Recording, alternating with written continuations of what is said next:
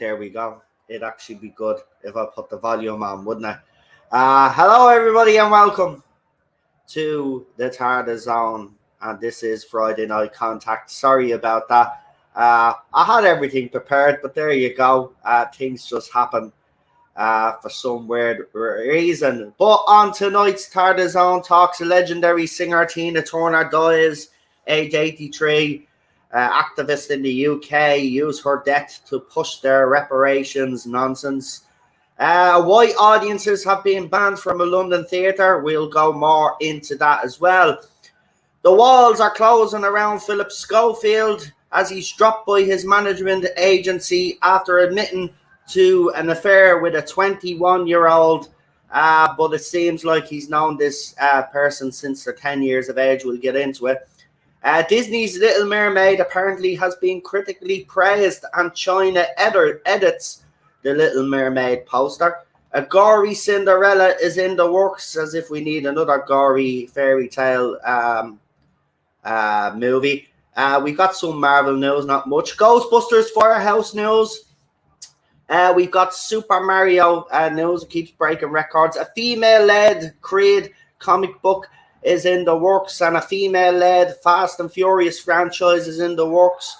Also, Michelle Rodriguez, who is part of that franchise, has made some interesting comments about diversity. James Cameron working on another Terminator script. Why?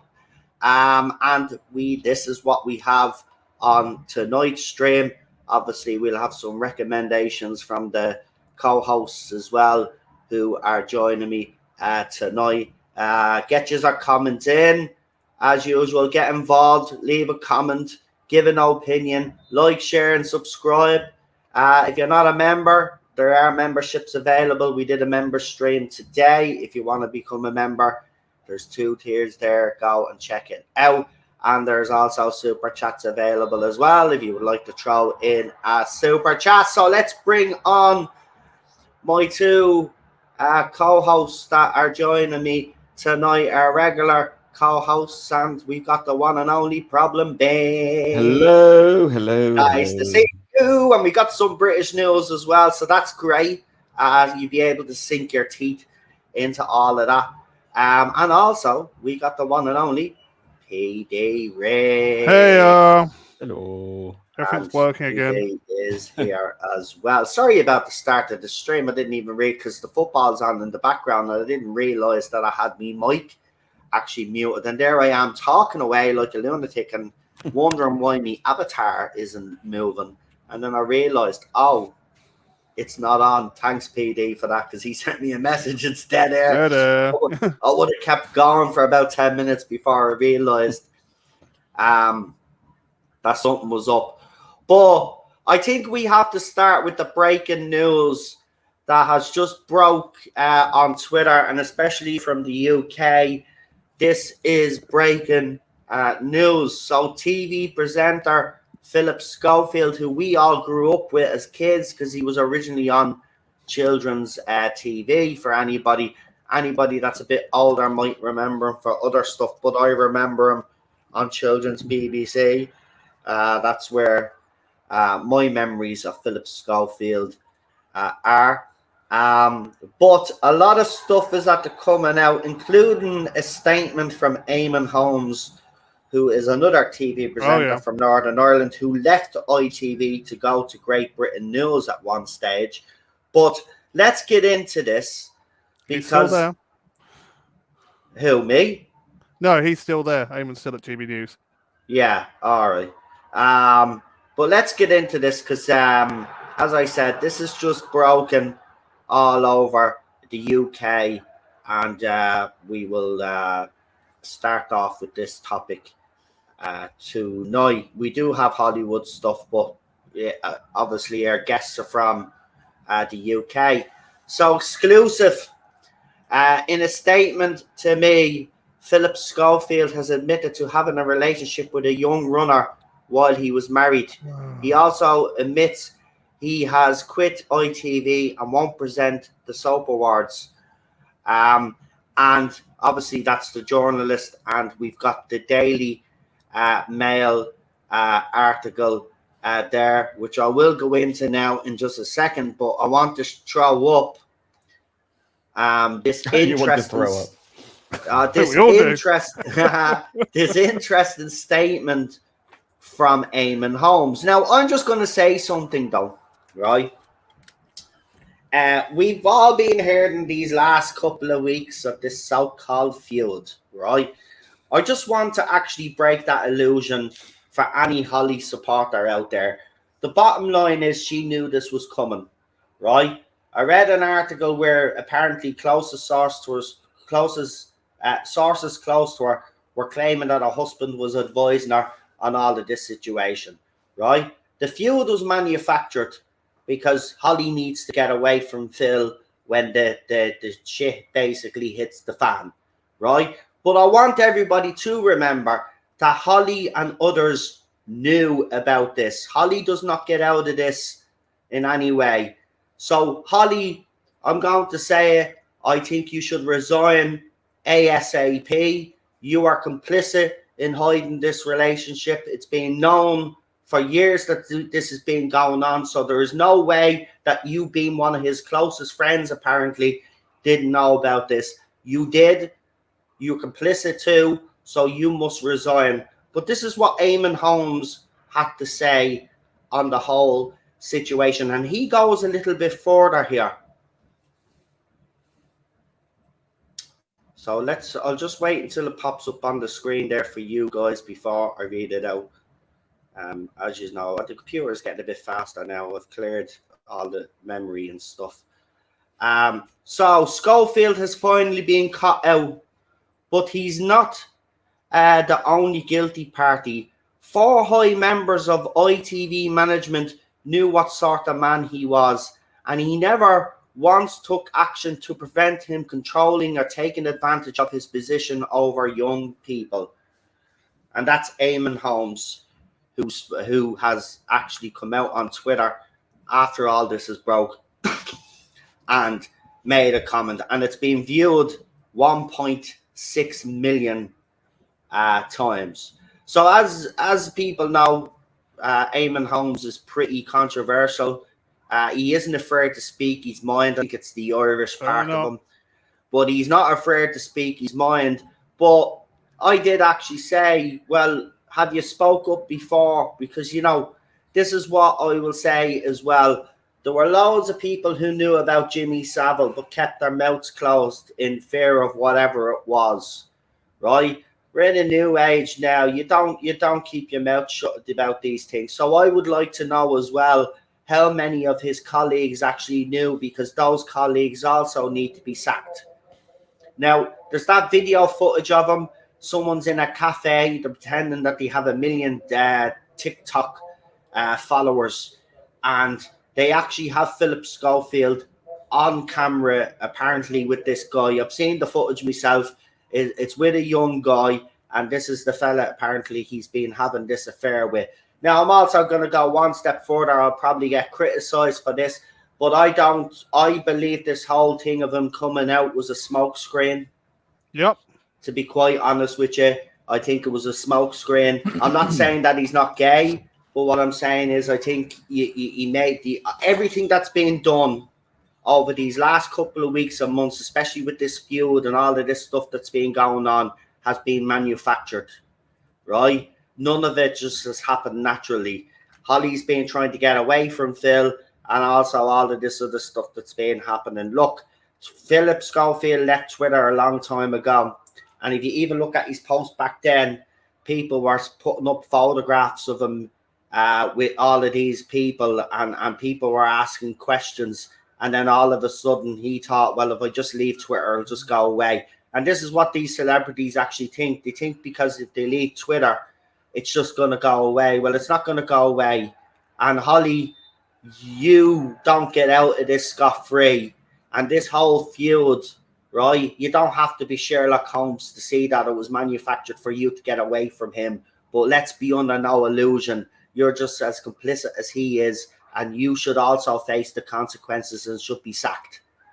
Get those 2 miserable bastards off the TV once and for all anyway. Can't stand Holly.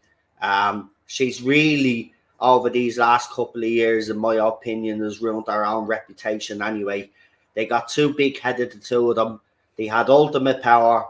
And I even seen an article now that Holly's got rid of Phil. She's the most powerful woman on TV. Well, that most powerful woman on TV sat back and knew, right? Because she's his best friend and she's proclaimed that they're friends. They've even went on holidays together and stuff, right? So I'm getting flashbacks of Esther Ranson. Yes, that's what I'm saying. How many knew Lee and didn't speak up? But I want to ask you about Philip Schofield, because obviously you're from the UK, but this is no surprise to a lot of people that are in the know in the industry. And of course, you played extras and stuff on movie sets and in the industry. So you people would say you have your finger on the pulse more than I would or PD would. Well, PD does theatre, so maybe he does have his finger on the pulse as well. But you both are in the industry, so you would hear the whisperings through the grapevine, as they say. I mean, before all of this we had this a lot when we were filming Fantastic Beasts 2. Johnny Depp was going through all this with Amber Heard, and people were whispering and talking about all that at the time. This was before it all went to court and all this kind of stuff. And people were very quick to condemn him. And I was like, well, from what I had understood at the time, I thought it didn't seem right to me in this particular instance. And there were people going, he's an abuser and he's all these kind of things. And I wasn't really certain on that because I just didn't feel, I couldn't explain it to you. But there was quite a division there. I mean, the people were talking about that at the time.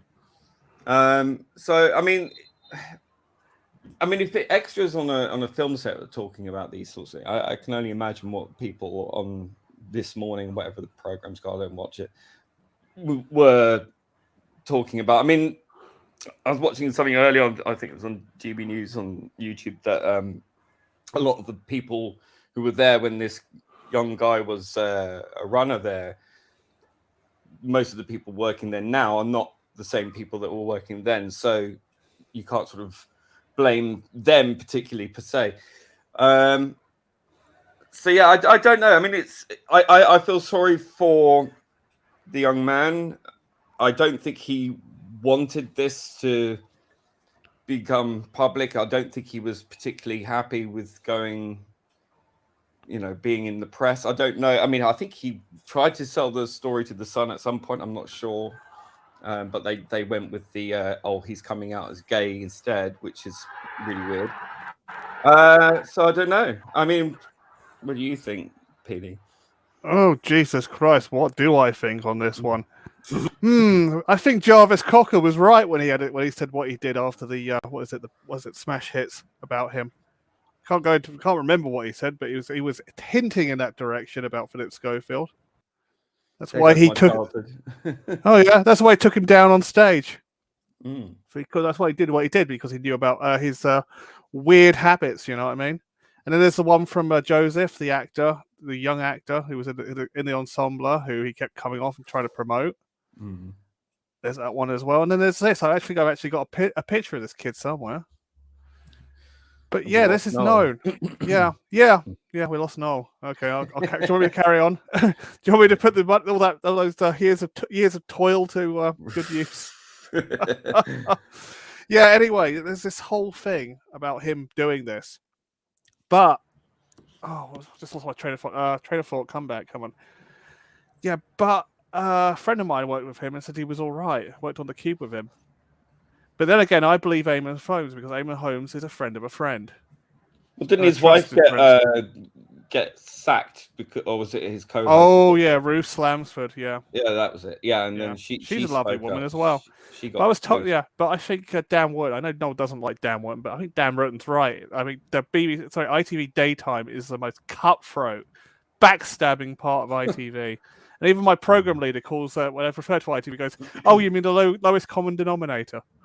Yeah, I mean, I don't do mornings anyway. And certainly wouldn't want to. I don't watch live TV anyway. But I just, I didn't particularly understand Philip Schofield's rise to prominence anyway. I mean, I know. he was famous for children's BBC and Gordon the Gopher. That's how I remember. Which were fun, but again, I was saying that Dan wrote up something as well from the Space Book. But again, it's like all of our TV heroes are people that we looked up to are all being exposed as being, or it's I mean, until if this does transpire, and more will undoubtedly turn up in the week. Well, the guy that he's had the relationship with, he's known since he's 10 years old, Lee. So I think it's pretty. It's pretty cutthroat that would be classed as rooming, but add the G. Look, it can't be denied. So if he's capable of doing that. Then what else? You know what I mean? And you're right. We have to wait until the story develops. But you can still speculate. For the weeks leading up to it, everybody knew that there was something going on behind the scenes because people have been hinting all over Twitter and social media for the past few weeks. So somebody knew something was coming. I reckon, listen, this is just the start. It always is just the start. I hope it's only that. Because then, we can all argue the morals of him, having a relationship with a 21-year-old and the fact that he knew him since he's 10, and we can have that debate. But if it doesn't go any deeper than that, then fine. Well, the only person who can really tell us is at the moment quiet. So until we hear from himself, the person in question, then it is speculation. But I think the only really the only person, unless there's a whole bunch of other people who haven't said anything yet, could be. Then really, it's really down to him to tell us his side of the story and explain. Well, he did in that interview. I mean, it's because of that interview that all of this has come out now, because he's admitted to this journalist in the interview. Because apparently he denied the relationship originally, but in this interview, he's actually admitted it. So he's actually basically, he's hung himself out to dry. He's actually done this to himself. So, he must have forgot what he said in the past, or basically he said he's admitted that he lied the first time around. But why are you telling the truth now? Because I'll tell you why. There's something else out there, and this is why he's tried to preempt. This is what they always do, man. They always preempt. It's damage limitation. It's damage limitation to whatever bigger is going to come, and that's why Holly's been distancing herself in this fake feud. Right? It's a fake feud. It was manufactured by her and her team to get away from him because she knew. Listen, she shouldn't be.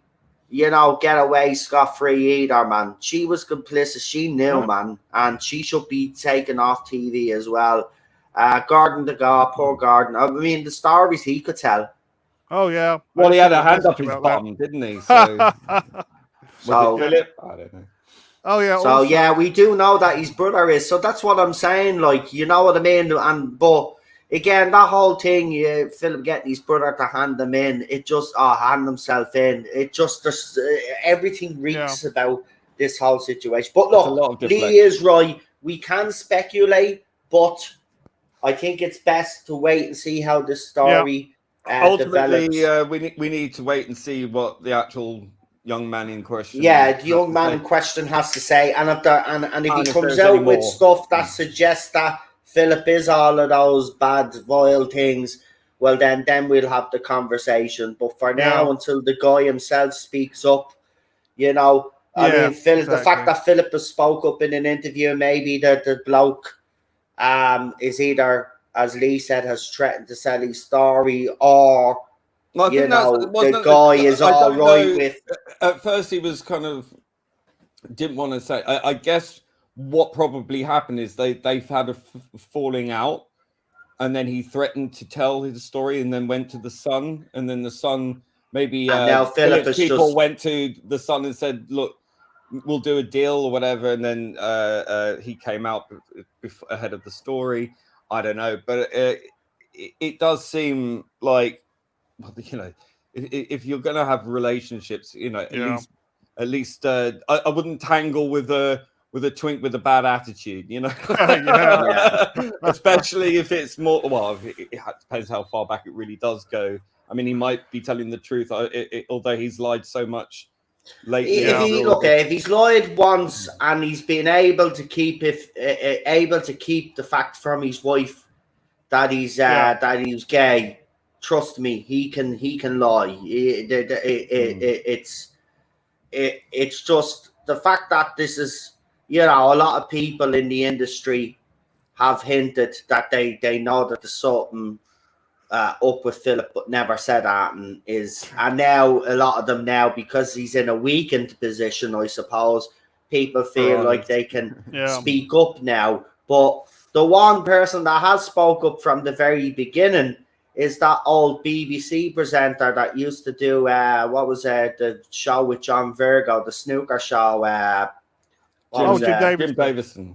Yeah, Jim Davison. He has a YouTube channim Oh yeah, and he's been talking about Philip Schofield. Now he's quite.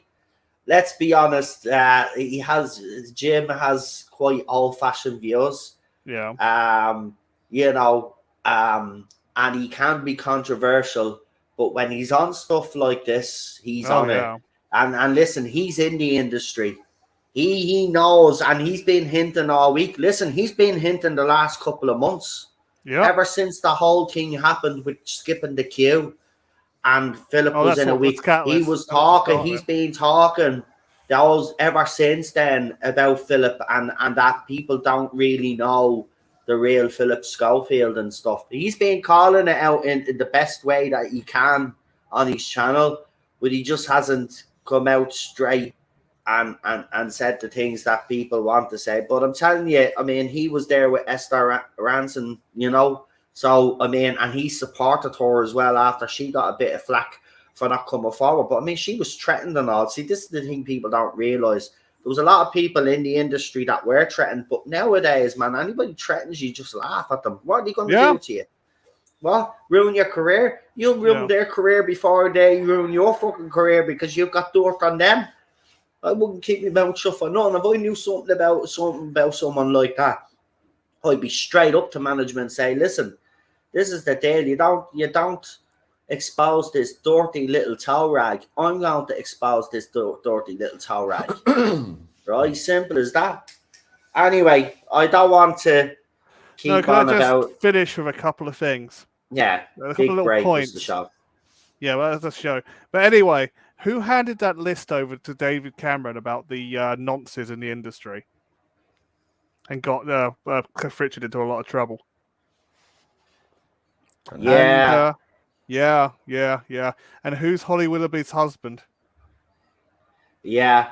Holly Willoughby, listen, Holly is not, look, Holly thinks she's going to be, listen, Holly got herself into a situation there as well. Complicit. Right? She's just as complicit. Right, she's gonna have to face some consequences. And rightly so. As I said, she's become a twat the last few years. I used to really like her.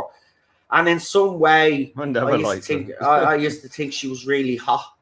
I still do think she's hot. She's got that, like, you know, we say that ordinary look about her, but she's pretty ordinary, you know what I mean? But now we know that she's just an elitist like the rest of them. Behind her husband.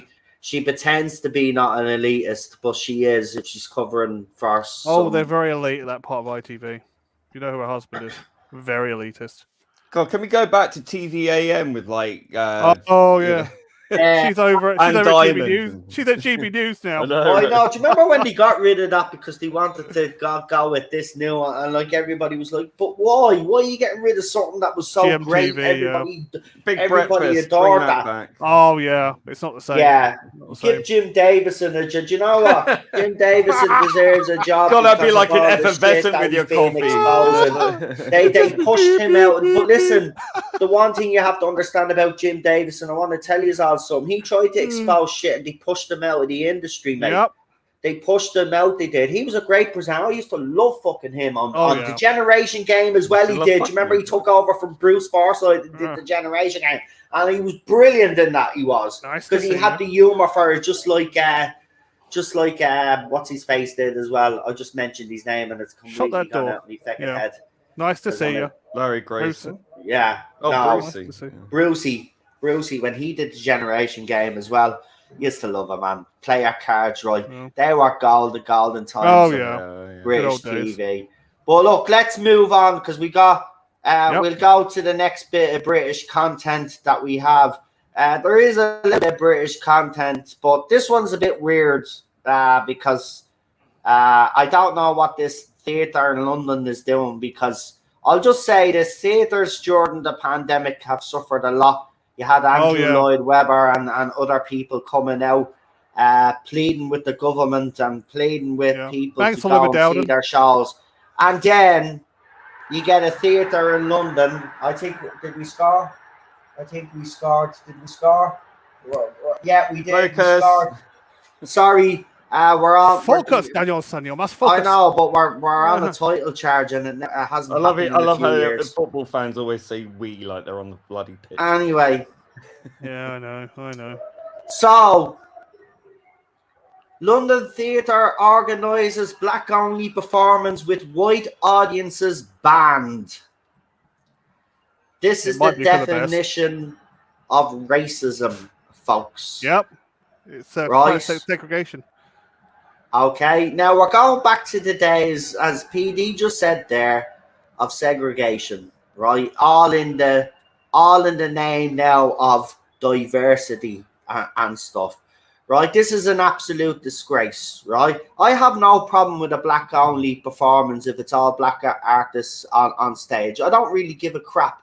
But to say that because it is only black people performing, only black people can go and watch, I think that's racist. Now, I don't know what kind of planet you live on and think it's not racist, but it definitely is. But PD, you work in the theatre, right? Lee, you've worked in the industry as well. I mean, with the stuff that they've had to put up with the last few years with the pandemic and stuff, why would you then go and do something controversial like this?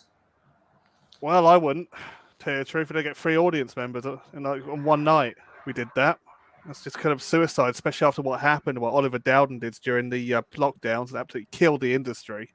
I mean, let all the TV carry on. Oh, they were essential personnel, even though, I'd only say that newsroom and kind of engineers were. But yeah, it's ridiculous. It's like you're just gonna give your theatre a bad name. I wouldn't do it. Sitting on a committee, I would not do it. Lee. Yeah, I mean, this really is should be illegal. I think it is illegal. Yep, it is racist. It's. I mean, I used to know this theatre. I've only been in there a few times. I used to do a drama group thing in there, but it was. It's a community theatre, and now I'm sorry, Britain is, a diverse country, but it is a majority white country. It's historically been a white English Anglo-Saxon country. To tell the people who are ethnic to this country that they're not welcome to a building that is publicly funded, it's outrageous. It's racist. It's incredibly insensitive.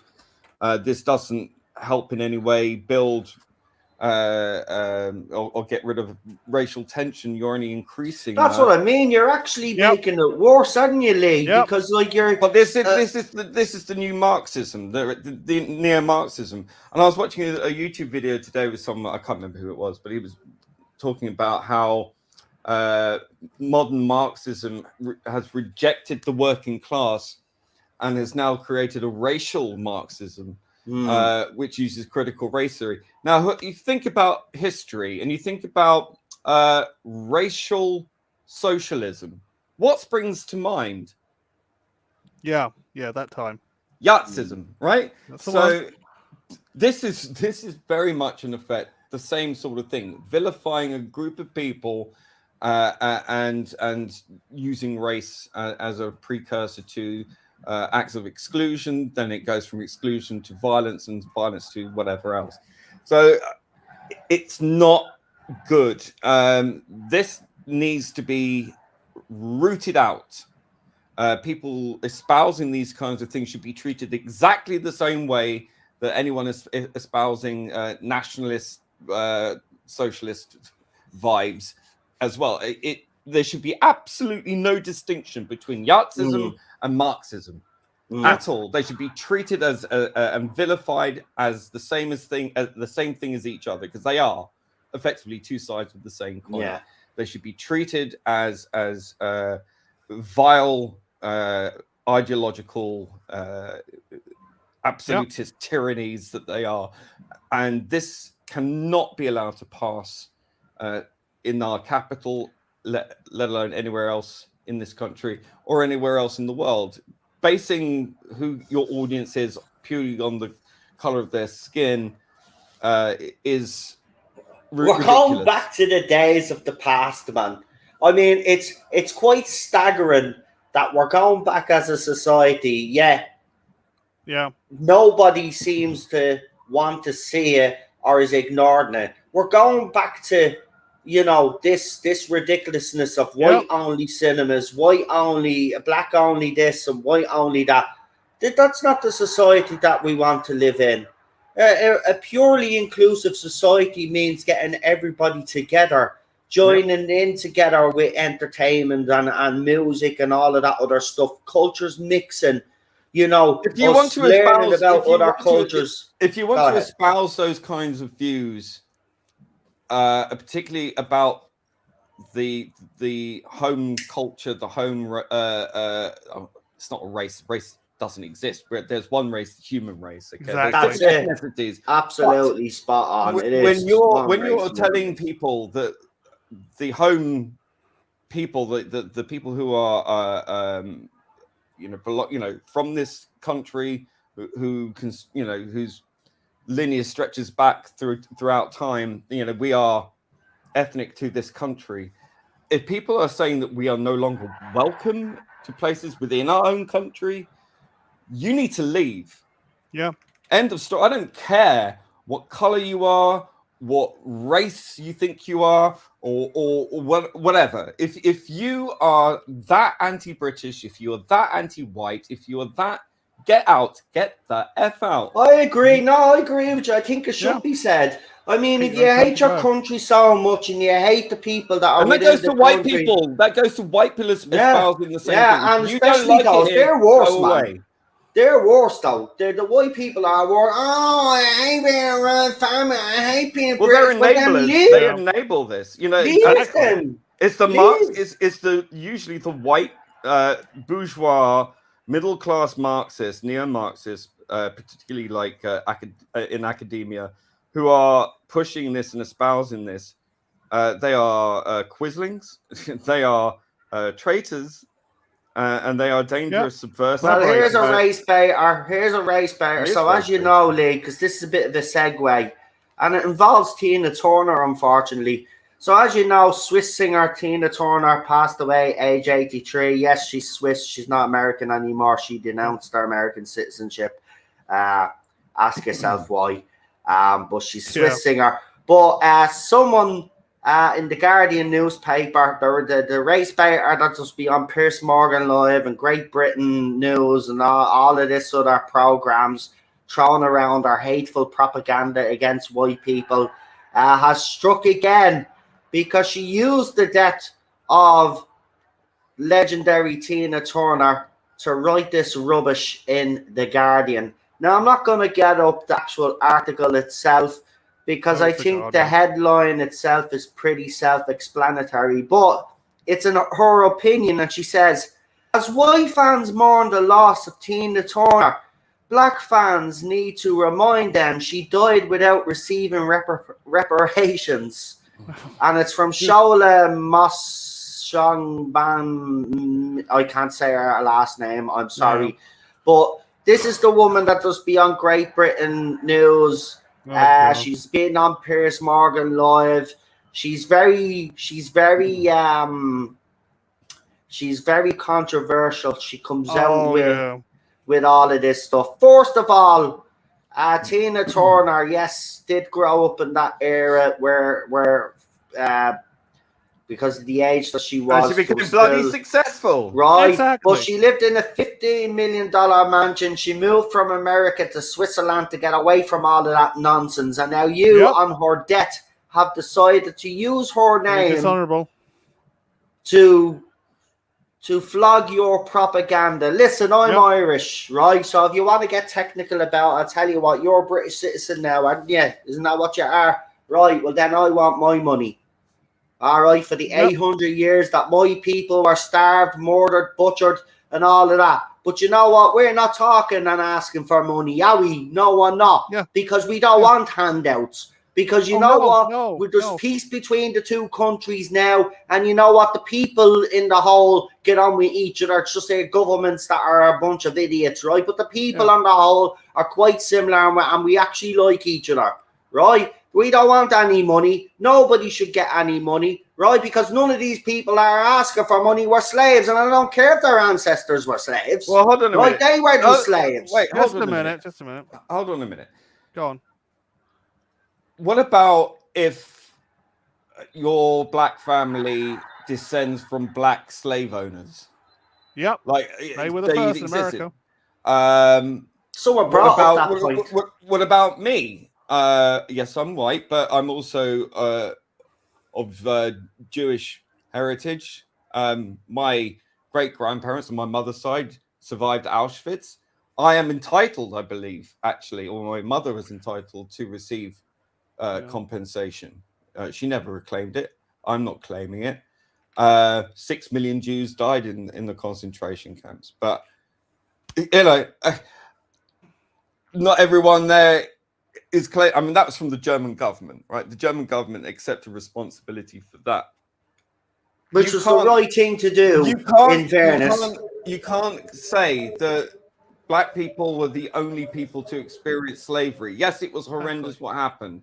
Absolutely. But I think Britain has already paid its reparation. In 2015 was when we finally finished paying the debt on the money that was spent on policing and ending the slave trade. Yep. Now, bearing in mind that happened, in 18 something or other? Yeah, it happened before it happened in America. 33, 18, 20 or Wilberforce. Yeah. 33 by Wilberforce, I think. And we, the British people, the British nation, spent its money and treasure and resources, navy, stopping the global trade of slavery before anyone else and after pretty much everyone else capitulated to our demands.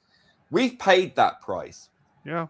The first nation in history to tackle slavery on the scale that we did.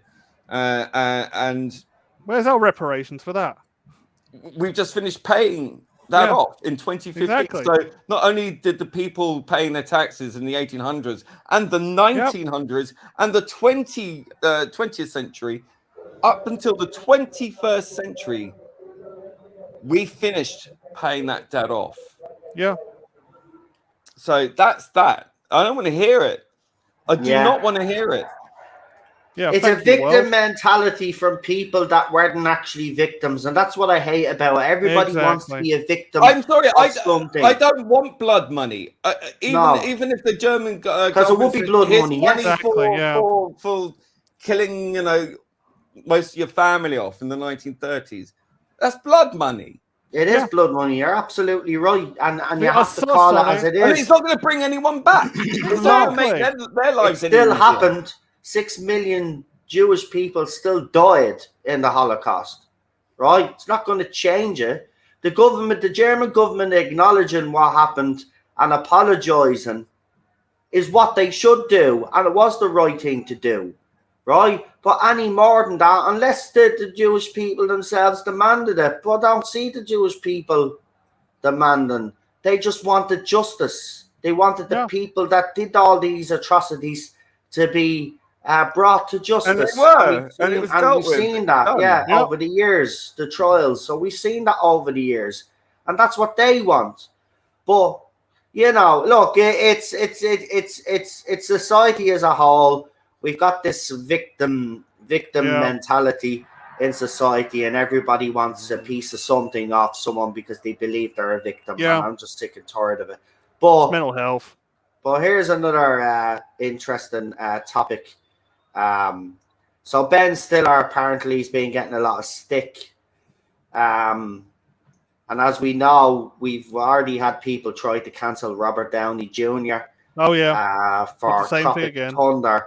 So Ben Stiller refuses to apologize for Tropic Thunder and says he's proud of the movie. Now, why this is Good on even him. a headline is beyond me, but this is the society that we live in today. Listen, if you haven't seen Tropic Thunder, right, I suggest that you go and watch Tropic Thunder. It's the funniest movie you will ever see, and you've got a cameo from a Tom Cruise Yeah. that you'll never listen. The Tom Cruise cameo alone is worth Plays it, all but Scott Robert Rudin, Downey yeah. Jr.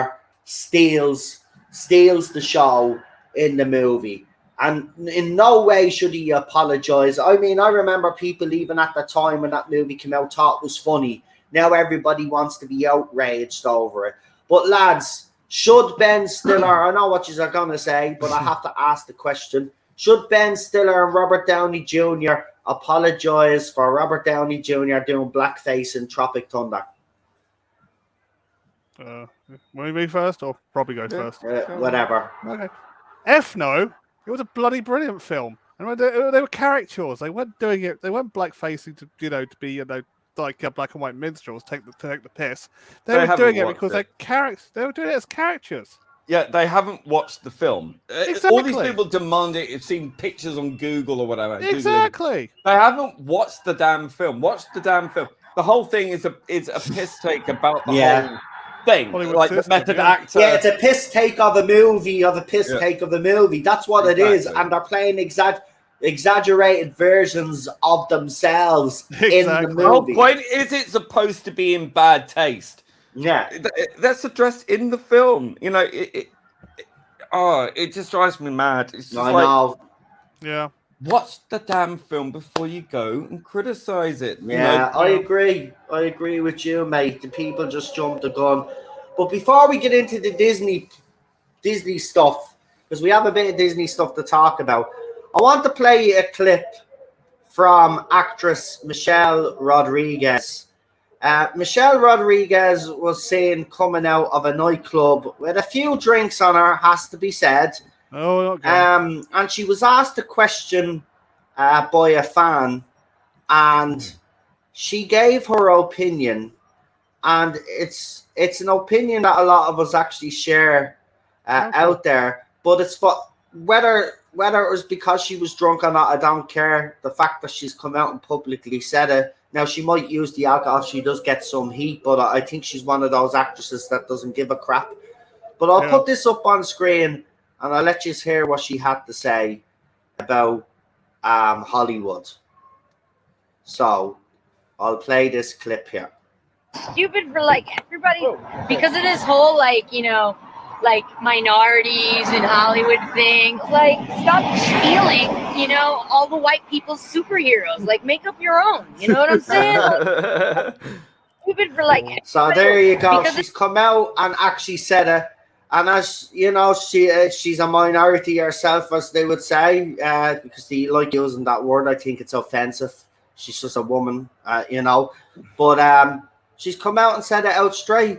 Stop stealing white superhero roles and create your own. What have we been saying on this channel ever since we began? Right? Exactly the same thing. And it's about time. But, we need more actors and actresses like her to come forward. And to say this, because it is an absolute shit show. We've seen what's happened with Hollywood because of it. But do any of you guys have any opinion on that? But she's playing one of the whitest characters in the world, Wednesday. Just pointing out. But no, it makes sense. I mean, it's so typical white liberal mentality this anti-racist mentality, which is actually racist. Yeah. It shows that they have absolutely no creativity, no faith in creating new or using existing Black or Asian or whatever characters to boost them and put them in their own show or their own film. No, they have to take the mantle of the white man or white woman and give it to the person of color, pat them on the head and go, look, you're now the thing. And it's so patronizing and it's so underhand and it whiffs completely of this backslapping, very racist, overtly. I mean, if you're thinking in terms of race all the time, like Hollywood does, you're probably a racist. Genuinely, because if you're thinking that's good enough, we'll keep the little Black people happy. That kind of mentality. That is disgusting. And you see it so many times. And because of a lot of people, white liberals, and a lot of people, I hate using that term, people of color, are swept along in this vengeful neo-Marxism, which is all about revenge and racism against white people. They enable that mentality, and the grift is on, and people benefit from that, but they don't realize that how tokenistic it all is, and how offensive that really is. And I think in enough years down the line, I give it 10 at the max. If that people are going to look back on this time and go, that was awkward, that was uncomfortable, that was racist. Because I think if your mentality is focusing solely on race and representation, all these things, and especially if you're a white person in the position of power doing this, I seriously question you at this point. And I think people of different ethnicities should also look at that. And I think a lot of people who are like what's her name again? Ortega? Jenna Ortega. Oh, no. Yeah. Whatever. People like her and other people are also noticing that they don't like this either. And a lot of them are saying, well, if I get a job in Hollywood, am I getting it on my talent or because of the color of my skin?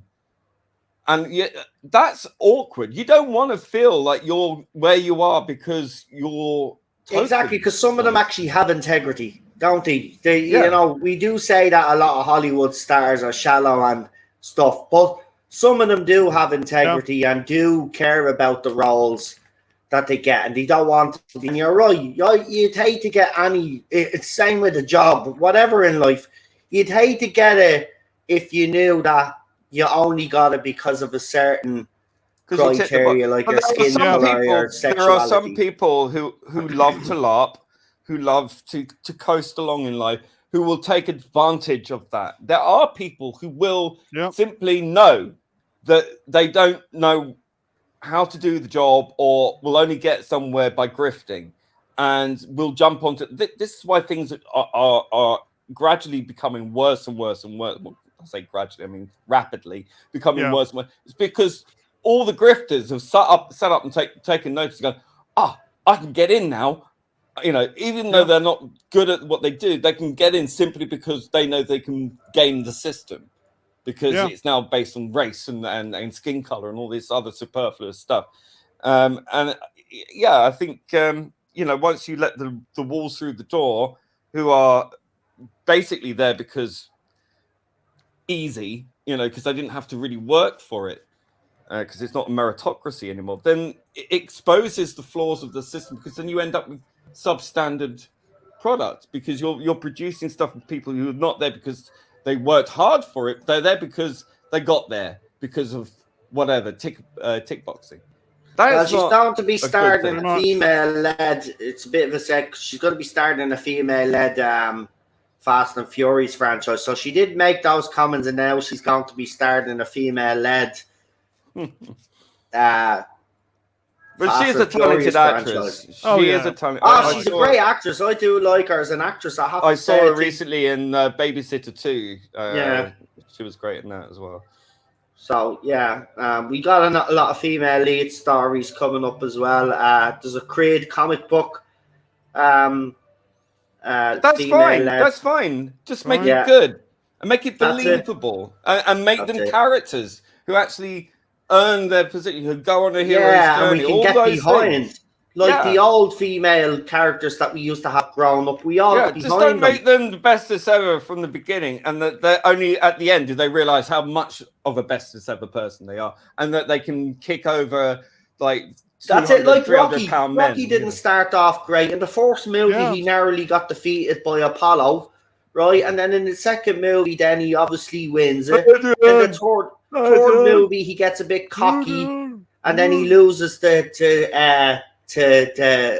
Mr. T, and then he regains the passion again, and then he gets his belt back, and then he fights the Russians in Rocky Rocky 4. So like that character was developed, and then in Rocky Balboa we get kind of full circle in my opinion. But that's how you do it. You're right. A female lead characters need to be written that way as well. We need to believe what we see on screen. I mean, Super Ray and Jodie Whittaker's Doctor didn't inspire a lot of people like they claim it did. And there's that. So it's set 10 years after Creed 3. So it's obviously their kid, I think. And she sets off on her own boxing path. So if it's done the way Rocky and Creed has been done, where they don't win straight away, and there's that whole story, as Lee has been saying, you know, if it's done properly, then all for it, you know what I mean? But I'm still kind of bitter because Sylvester Stallone has been kind of pushed out. So I'm a bit bitter over the Creed. I mean, I watched the first 2 movies and I haven't watched the third movie because I support Sly on this, you know what I mean? You don't take his characters and then decide that, no. you know, the producers, because you know, these producers are nasty pieces. And they The take Raptors. everything. We heard from Noel Clark as well what a producer's done to him, like Oh, you know, yeah. with his stuff. So it's a cutthroat business. But let's move on to something positive, because I think we've covered. Well, I'm not saying we covered everything negative. But we've covered some. Let's say we've covered some harsh stories. Unsavory. But here's something Yep. lighter for everybody that should see put a smile on everybody's face. And so, as you know, after the success of Ghostbusters Afterlife, we've known since the cut scenes at the end that there's going to be a sequel. And Bill Murray has been spotted in London. And also, David Williams, which I'm going to show you now in a second, also put up a photograph of himself, Dan Aykroyd, and Bill Murray. So people are asking the question, is David Williams actually in the Ghostbusters Well, we can hope not. movie, or That guy has... creeps me out. I like David. I Freaks like everyone David Williams. I mean, he was unfairly sacked as well.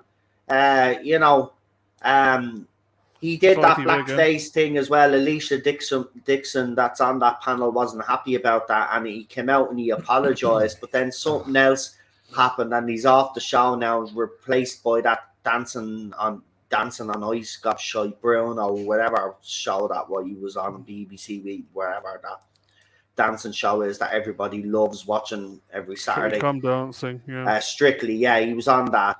So they replaced him with that judge. So I you know, I'm not even watching Britain's Got Talent because of that, because David Williams was the funniest thing. So boring But now. yeah, No, so it let was me throw always up that boring. We just photograph didn't real Oh. quickly. Oh. Never watched it anyway. So here's this photograph here. And then we'll get on to some Terminator news. Yes, Oh, no. Terminator. Terminator Like, I mean, look. Before I even say, I don't even know why now at this stage. Like, nobody wants it, but we'll get into it in a minute. So there's that photograph. David Williams there with Bill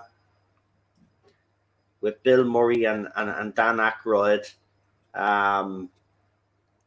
And yes, they're beside all of those trucks there. So he's definitely there on set. Whether he just went in to visit, because celebrities sometimes do that when they know that there's people like that there, they go and visit Yeah. the set. But I'm being honest, I wouldn't be too critical if David Williams is actually in Ghostbusters. He could be playing a ghost. It could be funny. I mean, David Williams, I know he's chalk and cheese to some people, but I actually like him. So yeah, happy Ghostbusters Firehouse. Well, it's untitled at the moment, but a lot of people are speculating it'll be called Ghostbusters Firehouse. Ernie Hudson will kind of be lead, I reckon, in this movie, which is great to see. But it's great to see that Dan Aykroyd and Bill Murray are in this movie. And it looks like it's going to be more than a cameo this time. This might be the movie now where they officially hand over the baton properly.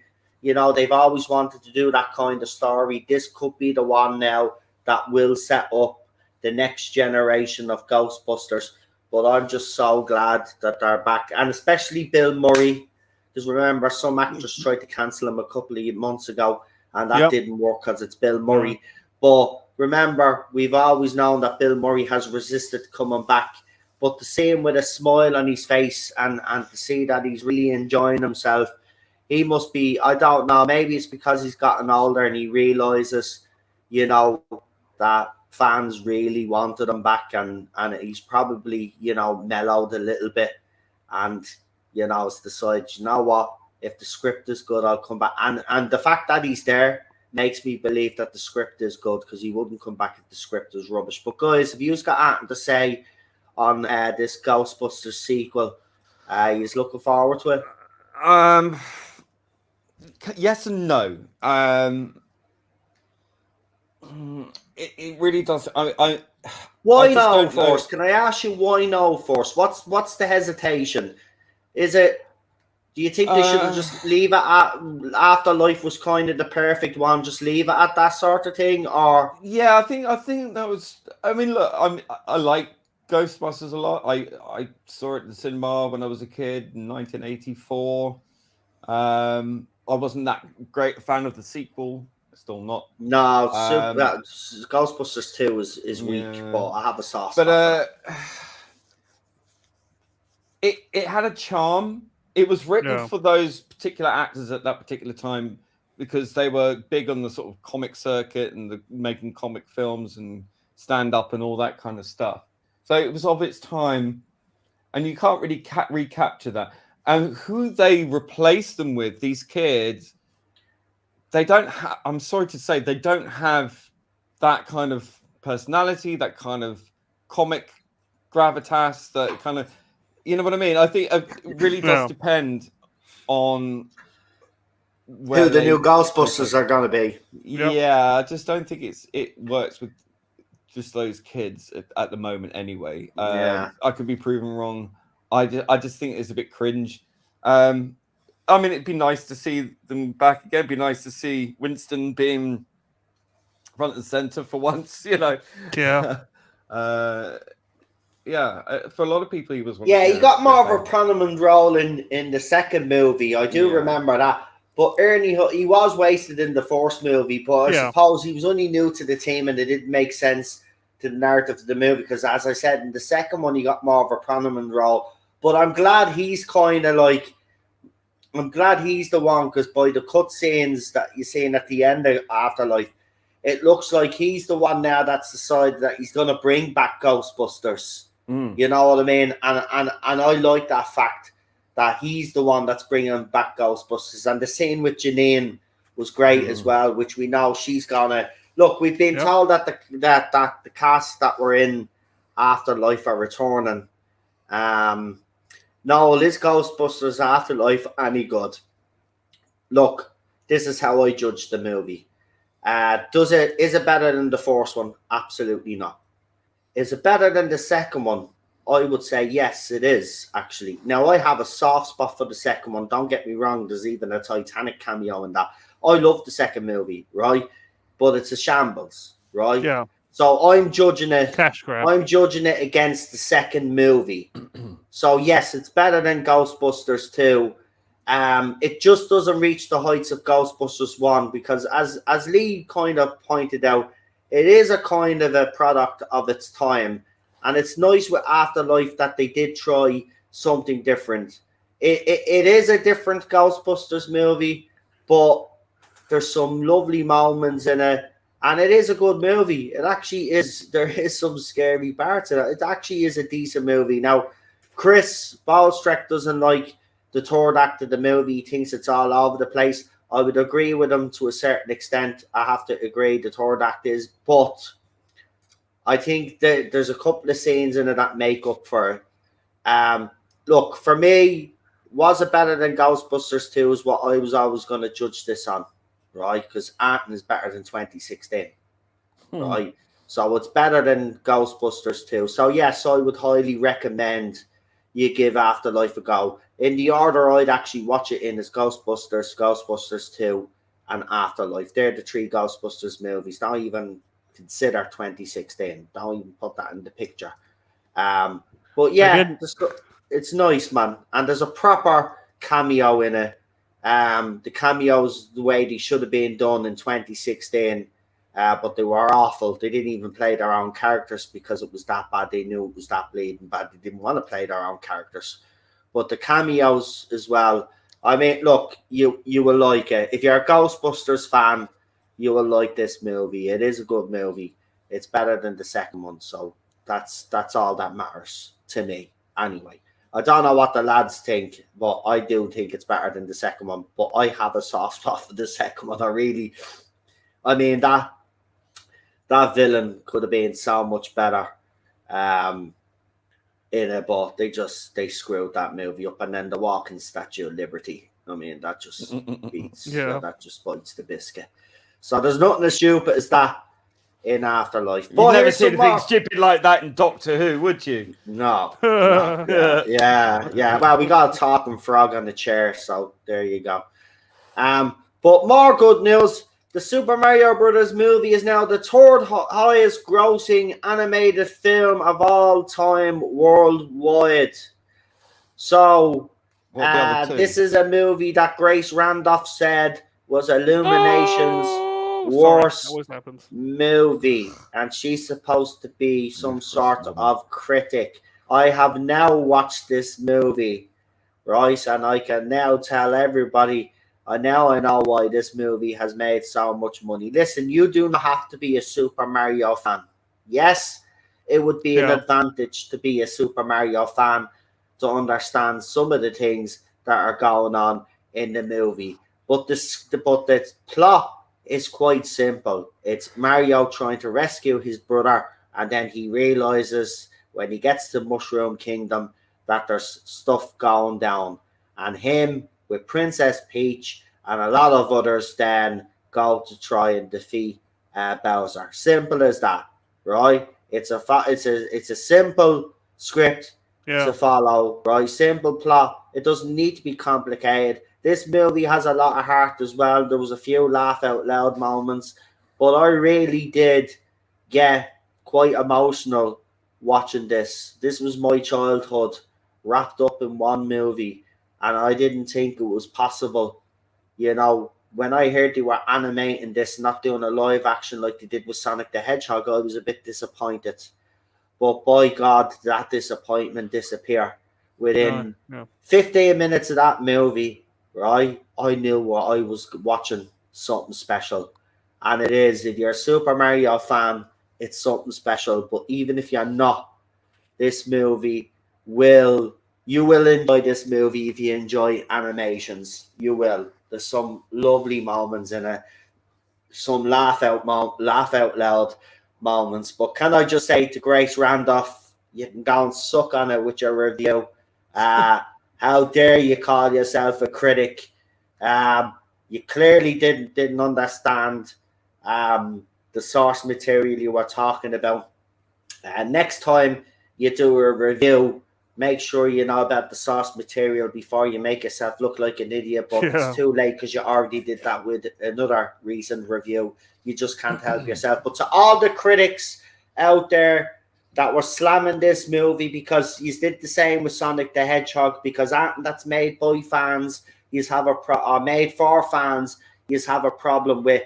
But let me tell you this, critics, right? Let me tell you this, Hollywood, and everybody else out there in the industry, it's time to wake up, When you give fans something that they can get behind, right? And trust me, this movie franchise is going to create millions more Super Mario fans. You're going to get people that are going to go out and buy the games now because of this movie, right? The Mario games that are available. So you're going to create a lot more fans, which means you get a lot more bums on seats. Creating stuff for fans is not a dirty word as the media have made it out to be.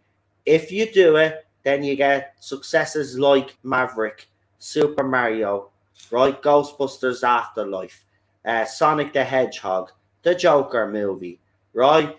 Even the latest for the last Spider-Man movie with the 3 Spider-Mans. I forget, is it Far From Home or something, or No Way Home, or whatever it's called. I always get the two mixed up. But you know what one. But again, made a lot of money, right? What had all these things got in common, right? They were either made for fans, or they were just entertaining, good movies, right? Just like Joker was, just like Maverick was, right? Creating stuff to please an audience is not a dirty word, and to please fans is not a dirty word. So, as I said, critics have lost credibility a long time ago, but another success story. And as I said, we don't focus on the negative all the time. When there is success stories like this, we like to talk about them. But let's hope this opens up a lot. This should, in reality, I'll ask the lads here. They're stupid. Whoever's the head honchos are of all of these film studios, they're either oblivious to what's going on, or they're just stupid, because there's a gold mine right there now to be tapped into, Lee, with all of this. We've seen lately that if you do make entertaining, it doesn't matter if it's just for fun, but if you make something that's entertaining, Lee, something that's going to put bums on seats, you're going to make money. Yeah, I think people are beginning to cotton on to this, not just in the industry, but I think socially, because I think people are seeing like what's happening outside of Hollywood with things like Budweiser, Target. Oh yeah. The backlash is there. The power is there within the people with their wallets.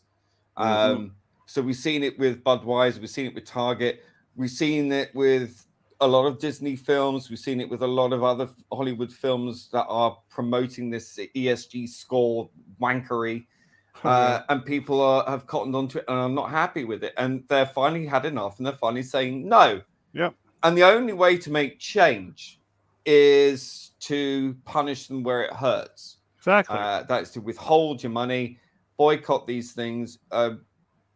Boycotting things was always deemed to be unworkable, that it would never work. Now people have seen that it does work and it can work, and that people are going, bloody hell, we do have power. And I think that's a great thing. I think it's a potential there. I think the Budweiser thing really has opened, hasn't it, Lee? Oh, yeah. The Budweiser thing really opened a lot of people's eyes, because before even I was saying that boycotts don't work.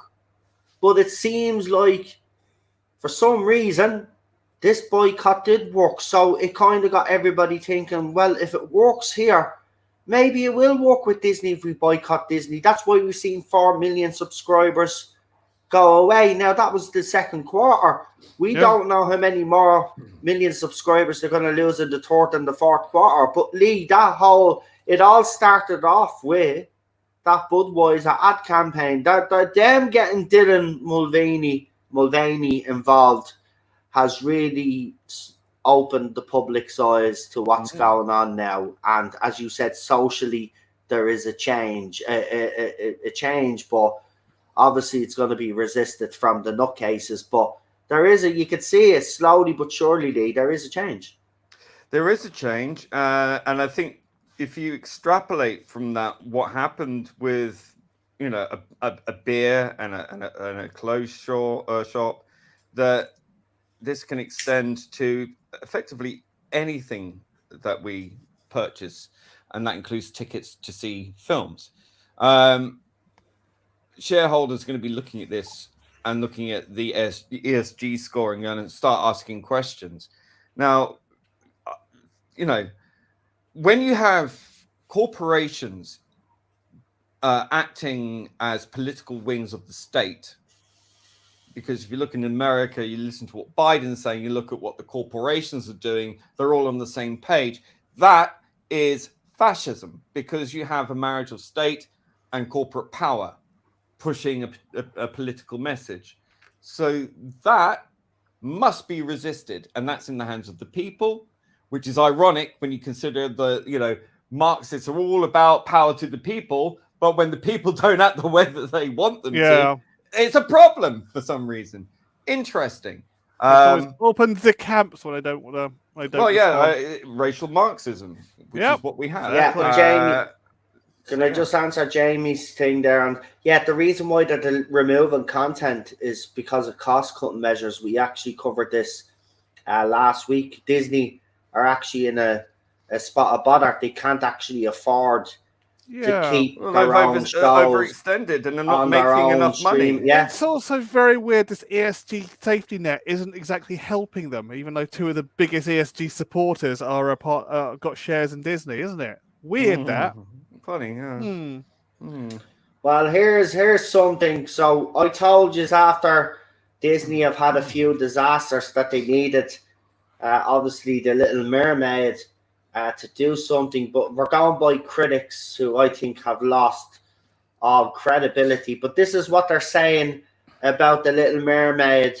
The Little Mermaid is receiving the best critical acclaim for a Disney live-action remake, 2017's Beauty and the Beast. Now, I haven't watched 2017's Beauty and the Beast, so I can't actually judge it, but I haven't liked any of their live action movies. But if anybody has seen the live action version of Beauty and the Beast, let us know in the chat, because that would be interesting.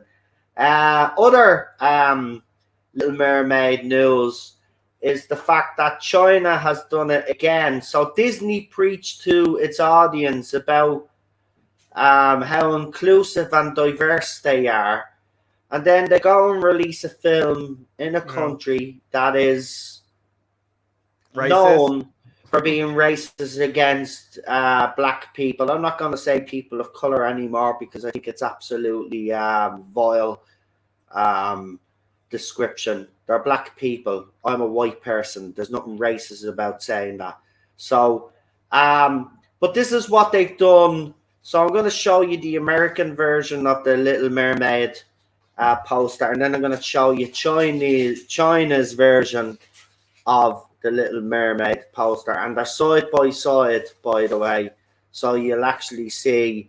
But I think, again, Disney need to literally either go hard in on China and China's film industry and say, look, this is unacceptable, and pull their brand out of China. But they're not going to do that. Oh, I thought they were side by side, but they're not.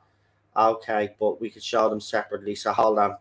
So okay, I am going to show you the American version of the Little Mermaid poster, which most of you have seen.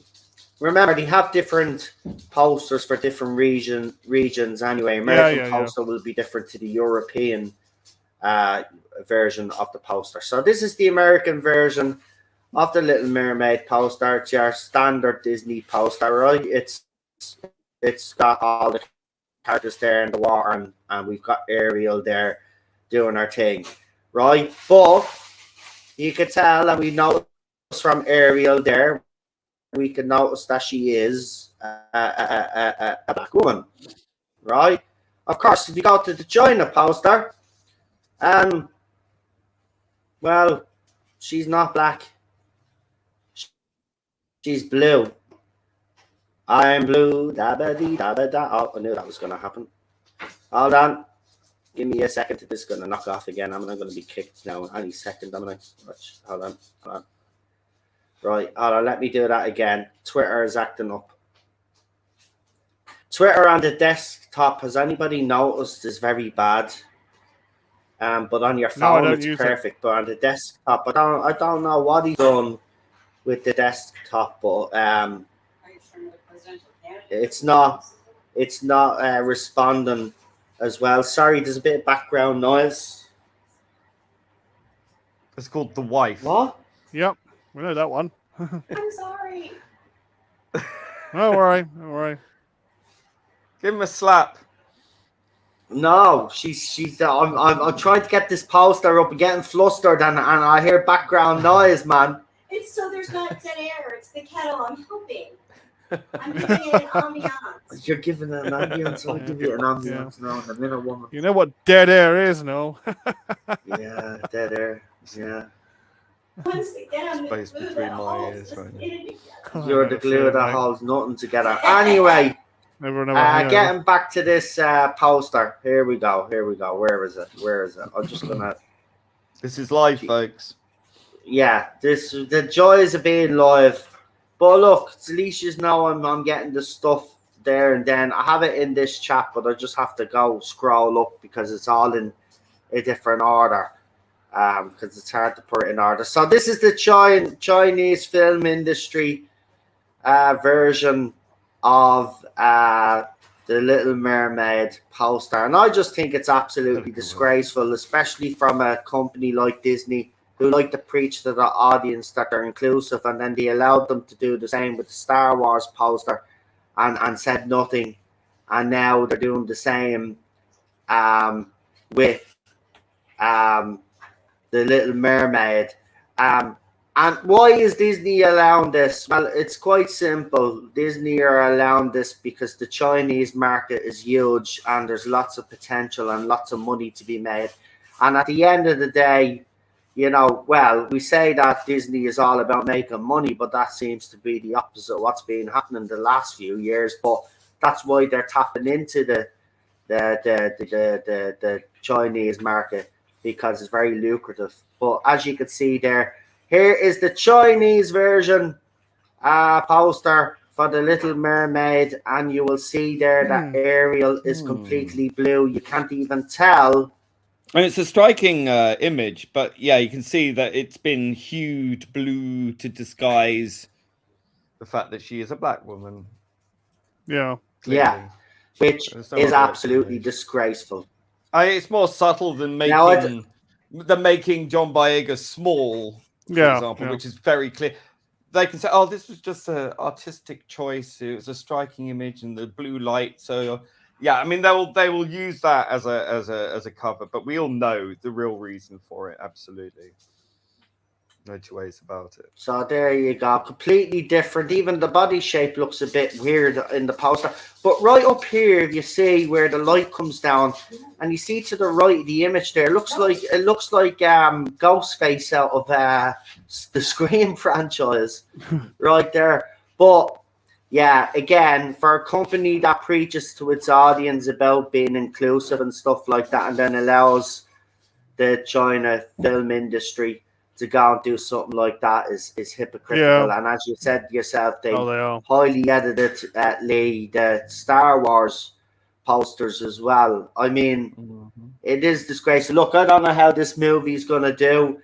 Little Mermaid is not the animation itself as well, just like Beauty and the Beast. I wasn't really into the Little Mermaid. It wasn't my thing. I know there are fans of the actual animation, but I've never been a fan, so I've no interest in seeing the movie. I hope it is good, you know, but... Well, the complaints I've heard is that it's too long. That for it's 2.5 hours, something like that, for a kid's movie. Yeah, you can't get kids to sit down for more than an hour and 20 minutes, an hour and a half in a cinema. It's impossible, man. And it doesn't really break new grounds. Apparently, it's just a longer, pointless version of the original film anyway, so just watch the original film.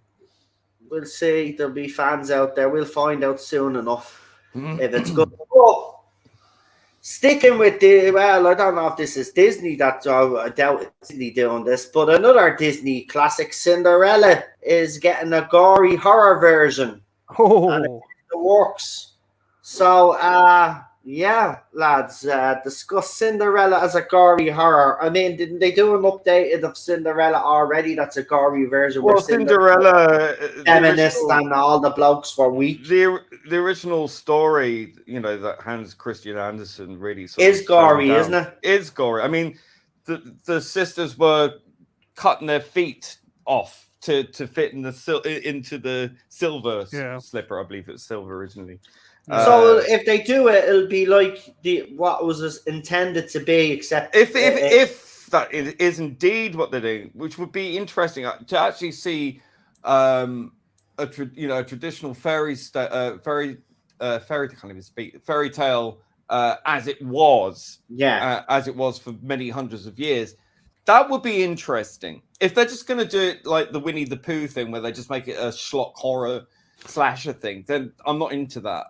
If they're going to do the fairy tale as it should be, which with all its dark origins, which people do know about, it's only Disney that popularized and characterized these in these sort of fluffy, everything is happily ever after kind of thing. But if they actually take it back to the origins of the story and present the story as it was originally in folklore, that would be great. I'd be into that. I'd want to watch it. I actually agree with you. I think that would actually be an interesting watch. And if done properly and stuck to the source material, then you're absolutely spot on. I think it'd be a very interesting movie. PD, have you got any opinion on this before we move on to the next topic, which is Alec Baldwin? Alec Baldwin's coming next. I'll stand behind him. Yes, I mean, as I said earlier, they think it's going to be better than better than Beauty and the Beast. I think they're kidding themselves. I don't think this one's going to be successful. It's got so much negative rep. I just don't think it's going to last. And yes, just another one of they've altered songs in it. I mean, Ariel's father is Hispanic, played by this guy from Pirates of the Caribbean. Yeah, it's what's his name from Pirates of the Caribbean and what's it, Skyfall? Okay, whatever.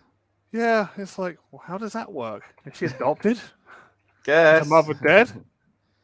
Yeah, it's Javier Bardem. It's Javier Bardem again. I've heard the CGI isn't that great either. We've seen clips on Twitter, and I have to say, personally speaking, look, from a CGI point of view, I'm not even judging on the fact that Ariel's black. I don't give a crap because, as I said, Little Mermaid's not on my radar. But from the CGI point of view, it's awful looking, man. I have to be honest. It's absolutely awful looking. That's because Disney overwork and underpay the people who work on these films. They churn these things out. That's the thing. If they focus more on quality than quantity. Yeah. Is it like a modern day slave trade? Yes. Oh, yes. A sweatshop, Yes. Yeah. If anyone should be unionized and striking, it shouldn't be the bloody writers. It should be the VFX people. Oh, yeah. Anyway, I'll stand behind now for this next article. Run for cover!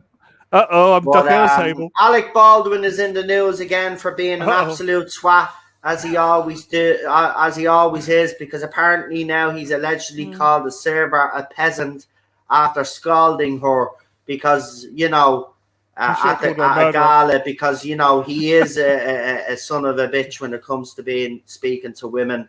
He's quite a vile man. I used to have a lot of respect for Alec Baldwin growing up, and then I heard the stories about him.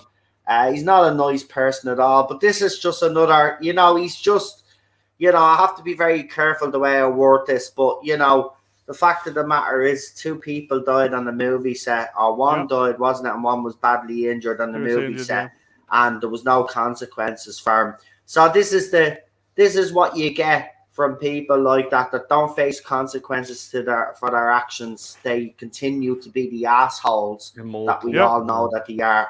So again, apparently he's bullied some poor some server at a gala, a female server. Well, they didn't shoot her this time. A peasant. I mean, I get it. You've got a few million quid in the bank, calling us a peasant. Yeah, listen, if you didn't have acting ability, this is your life, Alec. You'd be a fucking drunk alcoholic and in the gutter somewhere. Right? It just happens that you have a few million quid because you acted in a few fucking movies. I'm not very great either, quite honest with you. You're Never overhyped. was. I mean, you're all right as an actor. I mean, I think you are talented, you know, but you're way overhyped. I mean, you're supposed to be this legendary actor. You're a legendary asshole.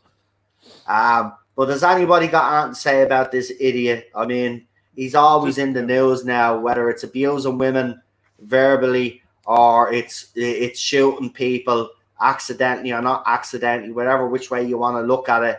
He always seems to be in the news for the wrong reasons. Yeah. All I'm going to say about it is this. Remember what happened to James Corden when he did a similar thing? James Same thing's Corden's gonna- reputation is ruined anyway. Exactly. So, What reputation? He's always had Yeah, a reputation yeah. of being a shit. Yeah, Uh, I know, exactly. But as I said, the whole reason I cancelled his show in America was because the ratings went through the floor after what he did in New York, Corden. mm, And I've got a feeling Alec Baldwin's going to get a taste of the same medicine. I say lock him up. Yeah. There you go. yeah. Well, anyway, let's move swiftly on because I don't want to dwell on this next topic too long. Just like I didn't want to dwell on Alec Baldwin, but we did have to bring him up because he's always in the news. But MCU, again, Marvel not learning its lessons. So Sydney Sweeney has teased that Madame Web movie will feature a powerhouse of badass females. But again, we know they'll be poorly written and not developed properly. And it'll just be them taking every opportunity to slag off every white male or male that's in the movie with them. Oh no, they don't talk about men when they're on their own because Bechdel test. Oh, yeah. Yeah. But is Um, anybody Test looking more like- forward to this Madame Web? I didn't even Well, know the they were thing is, making Madame Web. As a kid, I used to love Spider-Woman. I used to read her comics. Hmm. I love Spider-Woman as a character. As a So would superhero. would you watch this movie then? Do you think you'll give this a go? Probably not because it's Disney Marvel, and Yep. I've already made the conscious decision that I'm not watching any of their shit ever. So it doesn't really matter what it is. I'm not. I mean, we know what we're going to get. We know it's going to be god awful. Why would I even get excited about it? If it was Spider-Woman and it wasn't woke season, for the last few years, I would be excited to see a Spider-Woman movie. I'd love to see a Spider-Woman movie, but in that costume, has to be in that costume. Yeah. And I'm not, because it's not going to be that Spider-Woman. So there you go. Not interested. I would have seen it. PD, you any thoughts on? Oh, sorry, Lee. Were you still talking there? No, Apparently. I just saying, I would have seen it if it wasn't going to be for all this woke stuff. Mm. And there you go. Yeah. Well, to me, it's Madame Dead on Arrival because I'm not watching it either. Yeah, I mean, look, I'm not a huge Spider-Man fan, so I mean, I did like the last movie. I did like the Tobey Maguire movies, but I did like the Andrew Garfield. I prefer the Andrew Garfield movies, to be quite honest with you, myself personally. But I wouldn't call myself a Spider-Man fan. So I have to be honest, I'd have no interest in a Spider-Woman. I think it's absolutely ridiculous. I mean, you got a Spider-Man. Why do you need a Spider-Woman? I mean, you know what I mean? Like, leave it out. You know what I mean? You don't need a female version of Spider-Man. Just Yeah, like, but she's been around for a long Oh time. yeah, I'm not saying she hasn't. Look, I I know get it's it, a derivative being around, character. but I know that's what comic book creators did back then. But even then, I'm kind of like, I don't agree with that shit. Like, make them. It's like all this thing that we talk about when they cast people. Instead of casting them for their ability, they're casting them whether their skin, whatever their skin color is, or their sexuality. Same with comic books there, you're giving these female characters, well, we've got Spider-Man, let's Madame Web or whatever her bleed name is, Spider-Woman. I just think it's a bit ridiculous, really. It's why I never really got into comics. There you go. Yeah, nobody's interested in the MCU, the warped eyebrow. I've lost complete interest as well. I mean, Last half decent MCU show was Moonlight. Yeah, I remember they're causing an awful lot of controversy with the bigger channels. A divided opinion, let's just say. But the last topic for tonight, before we get into recommendations and all of that, I think we've got all the topics I wanted to do done. Yeah, we covered Creed, but we didn't need to go into too much on that. It was just a female-led one with the Fast and the Furious, so we covered that. But this is the last bit of news. So, if you're a Terminator fan, just like if you're an Alien fan, you would have said that Alien was a one-off, but we got Aliens, and then everybody said, yeah, okay, leave it at that, but we got more movies, right?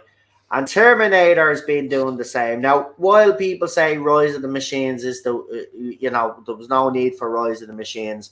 To me, Terminator 2, and Rise of the Machines, for me, is the trilogy, and that's as far as I go with it. But they have made others, and I recently did watch Dark Fate, and there were some elements of that movie that I did actually like, I'm not going to lie, that would look great in a proper, decent Terminator movie, but they just can't help themselves. But James Cameron is reportedly said he has started writing a new Terminator movie.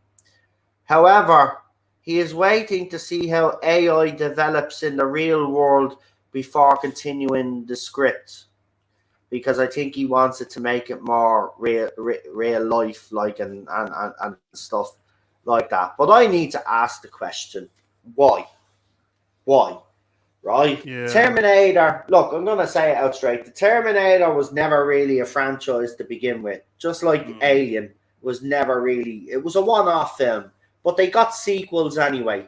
Now, those sequels in both of those franchises happen to be very fucking good, right? Alien was more sci-fi horror based. The second one had a bit more action in it, right? And it was the same with Terminator 2. Terminator was real sci-fi kind of, end of the world stuff. And then Terminator 2, there was a bit more action in it, right? So, but those two sequels worked, right? But then they've made movies after that they never needed to make. But why after the Dark Fate and Gen Z or Genesis, wherever you want to call it, which I have a soft spot for, believe it or not, even though they left out an important timeline in that movie. I mean, Sarah Clark, God love her, she tries her best, but she's just not a Sarah Connor. But I did love Arnold in it as Pops, man. I'm not going to lie. There was some elements of that movie that I did really enjoy. But again, it's a shit movie. Just like the fucking Christian Bale Salvation movie, it was shit as well. They haven't made a decent Terminator movie since Terminator 2. So why does James Cameron think, again, that he can come back after he had a hand, if I'm correct, in Dark Fate? He was one of the producers. So why would you be coming back to do another movie that nobody's even asked for? We don't want another Terminator movie. I don't know about you guys, but I certainly don't want another Terminator movie. I certainly don't want another Alien movie unless we the Neil Blomkamp one where they were going to go back onto Earth, Alien 5, and kind of retcon it from 3 onwards. I was down for that, right? But that didn't happen. We got Ridley Scott's fucking Abomination. Oh, God, yeah. Right? Like, Ridley Scott made movies, great movies back in the day. James Cameron made great movies back in the day. Steven Spielberg, well, he kind of is hot and cold. He still makes some decent movies, Steven. I won't say he made good movies, but he made better movies back in the day, right? But the other two are has-beens now, right? And the other two are trying to relive old glories, right? Yep.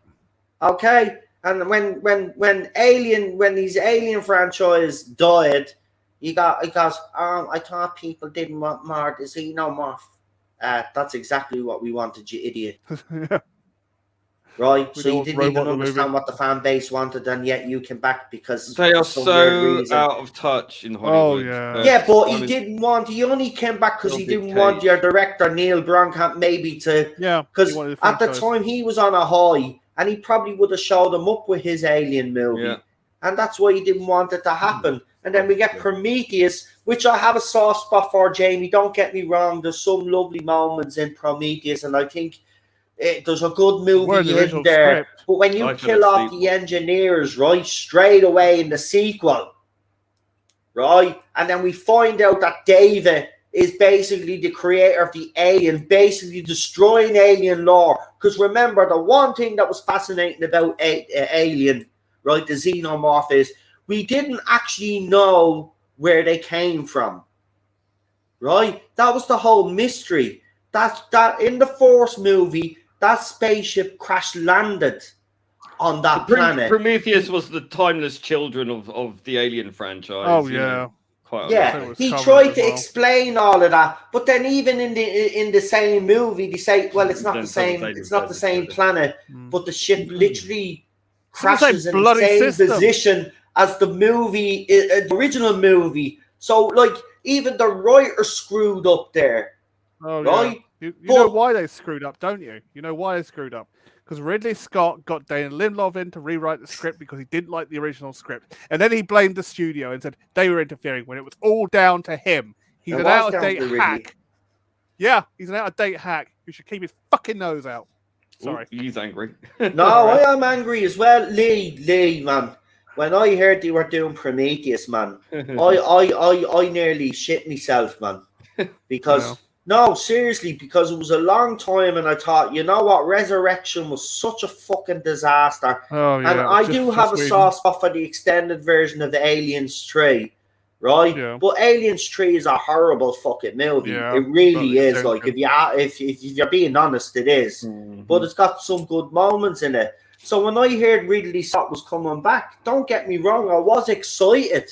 But little did we know that this wasn't the same Ridley Scott, because he started doing other projects, and then, you know, he's also done the same for fucking Blade Runner, like, you know what I mean? Now, some people praise the latest version of Blade Runner, but I refuse to watch it, because there's only one Blade Runner, and there ever will be only one. Well, there's one Blade Runner, but different versions of that one Blade Runner. But there's only one Blade Runner, in my opinion. That's it. So I was delighted when he was coming back for Prometheus. But when I watched the movie, man, when I finally went to see it, I was fucking devastated. I did like the little twist at the end, but none of it made sense because it wasn't a fucking planet. So why would you do all of that? And it's not on the fucking planet, you stupid. He's not even... Exactly. Do I know, as in Dr. Injury, no. It was a planet next door. Yeah, and here's the thing: same system. The whole and the pilot being one of the what do you call it? Was wrong. Was weird as well. But you know what really pisses me off about that film? Really, really pisses me off. It takes a big fat dump on what Dan O'Bannon was setting out to be, and that disgusts me. Listen, do you know what was even more disgusting? Is the sequel. Because the whole point that Ridley Scott was trying to tell us in that movie was this. God creates man. Man creates android. Android creates alien race! Well, he must have gone back in time then, mustn't he? Oh. Right. That was a whole religious experience he was having. He's a bleeding idiot. He should never have... No Hollywood studio should let him come anywhere near that franchise again. They should have let Neil do his bleeding movie. Now Neil is bitter, and he'll never do it now, but the concept art is out there for everybody to see, and we would have got a great Alien movie. Man, even what he said... Man, even Sigourney Weaver was like saying, this is probably the best script we've had since the first one. I was like...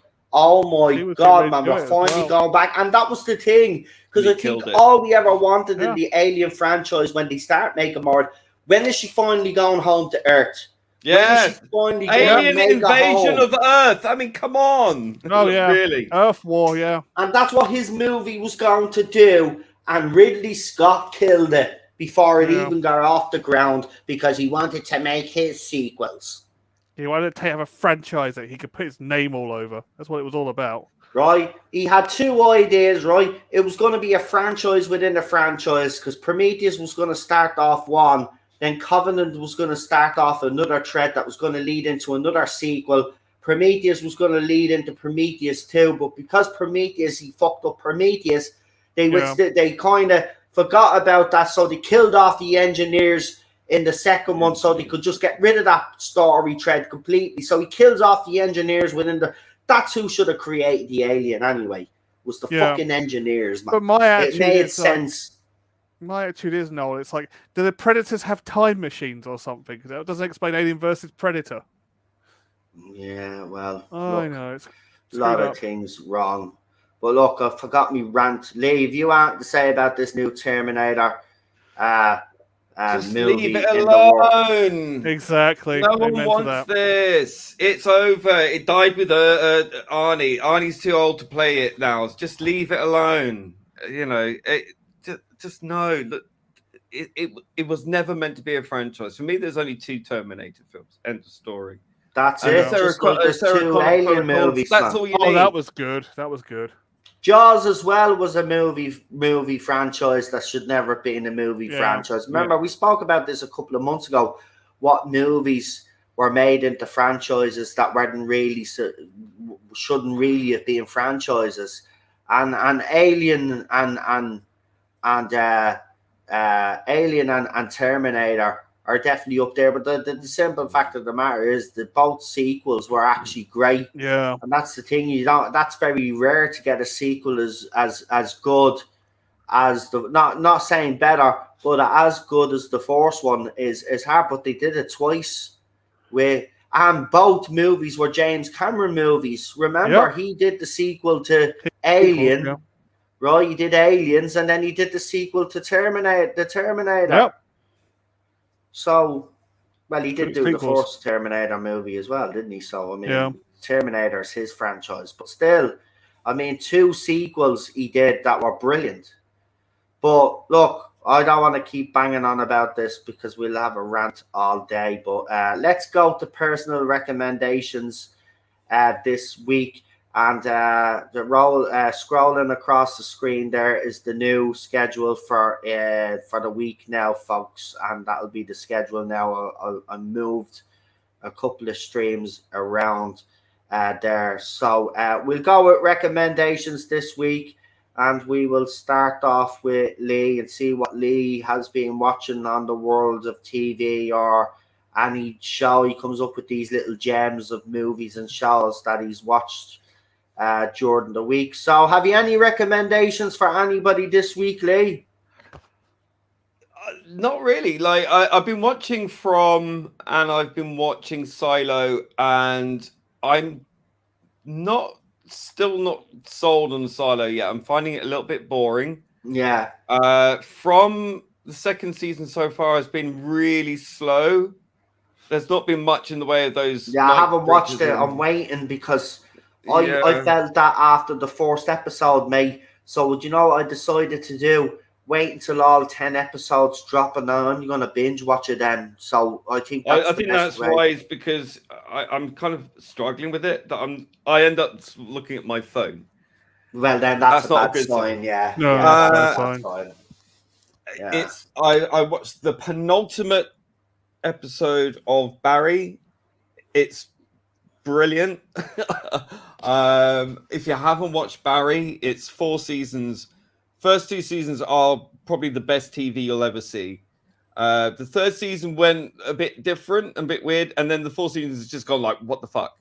But it's. I think the landing is going to be stuck. I'm hoping. So the last episode I think comes out on Monday. Mm-hmm. And that wraps it up. It is such a unique piece of television. I can't praise it enough. It's weird. It gets weirder. It goes from very sort of comedy drama with a lot of killing to a lot of killing and very weird psychotic breaks. It's such an unusual piece of television. I also want to recommend The Marvelous Mrs. Maisel. A lot of people might not what. Maybe it's my inner Jew. I don't know. It's loosely based on Joan Rivers' life kind of thing, but it's not about her. It's like a fictional character that is about Like her, but not like her. yeah. So a woman in the late 1950s, early 60s, making a career for herself as a stand-up. You'll get a lot of eye rolls thinking, oh god, it's going to be another feminist thing. I mean, there are tiny little bits of that, but the characters in that show are brilliant. My favorite characters are Sophie. I think her name's, I can't remember that. I'm so bad with my memory. But the manager, she's great. And the parents are brilliant. You'll love the parents. If you want to understand Jewish humor, just watch that. Yeah, it's the last season as well. I think that's wrapping up with one more episode to go, I think. But I've really enjoyed it. It's very funny. It's very pithy. The actual stand-up performances aren't great, to be honest, but the comedy around the character is really good. So I recommend that. Fantastic. PD, have you got Art and Furs this week?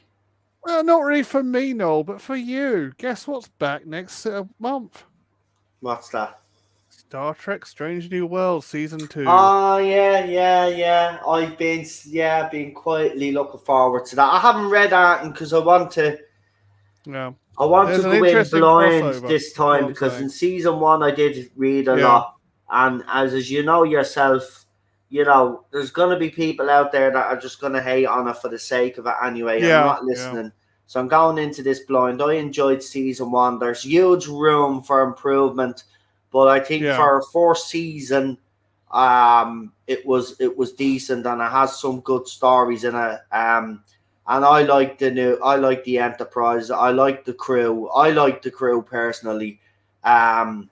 Maybe make a few additions, get rid of one or two, and you'll have a perfect crew. But I know they've already done that. I just don't know who. But I am looking forward to it, I have to be honest. But then I did see that there's a Lower Decks one-off crossover episode, and I've got to be honest. I don't get that. To be quite honest, why you'd want to do an animated and then get a live-action Star Trek show to do a crossover. I mean, if Strange New Worlds did a crossover with a new show that they introduced in the same timeline, you would understand that. I don't get this Lower Decks one. That's the only thing that I'm worried about. But I'll give it a go like I did with Picard season 3. That was amazing. I mean, that's probably the best Trek that we've gotten. Strange New Worlds season 2 has a lot to live up to. But the problem is that will the writers that wrote the fourth season of Strange New Worlds be continued to be allowed to do the things that they did? Or will Kurtzman start, influencing that show? Apparently, a little bit of news for you. Apparently, Section 31's been cancelled again. Well, listen. At the end of the day, if he has any smarts, he brings Terry in full time. And stands down, yeah. Well, Michelle Yeoh is now an Oscar winner, isn't she? So it's probably now considered beneath her. Yeah. Well, why would she want to do something mediocre when she's won an Oscar? Do you know what I mean? So There's also Michelle Yeoh's apparently got a beef with Kurtzman as well. I keep hearing. Don't know how true it is, but there's also that beef. Yeah. Well, anyway, Strange New Worlds season 2 coming soon, folks. I haven't actually watched that new this week. I'm still on me Deep Space Nine. Oh, how's it going? Watching, I've kind of slowed down a little bit because you're gonna laugh at me. Do that anyway. I decided after one of the Deep Space Nine episodes to put the fourth season of Star Trek Voyager on. Oh dear! and now I'm at the going on the Voyager binge, and I'm on season 5. So yeah, look, No, it's your favourite. So, I'm gonna say this about Deep Space Nine. It is a good Trek show, but it's very heavy compared Oh yeah, to. that's why I liked it. It's very heavy compared to Voyager, even heavier than the original series and Yeah, Next Gen. Yeah. I can understand why fans, Star Trek fans particularly, rate this as one of the best shows made on TV. I Yeah. do agree, but the difference is I can watch 3 or 4 episodes of Star Trek Voyager and not feel like it's been a slog to get through. Not a slog, but I don't feel like I've been emotionally traumatized that much. But when I watch 3 or 4 episodes of Deep Space Nine, there's so much going on. The characters, there's so much going on with the individual characters and their Yeah. interaction, and then all the other stuff that's going on. There's just a lot to process, but it's very emotional as well. You know, I said it about Picard season 3, that Picard season 3 was never was very emotional, and you didn't really see that much in Star Trek over the years. But Deep Space Nine, because obviously, you know, I gave up on Deep Space Nine when it originally aired, but I do regret that now because you know it does. It's very emotional, and you get attached to certain characters. So I won't say nothing, but it's just getting. It's a roller Yeah, coaster it's ride. one of those. It's not a slog. Slog is the wrong word. It's just it's just Draining. a bit heavy. So that's the word.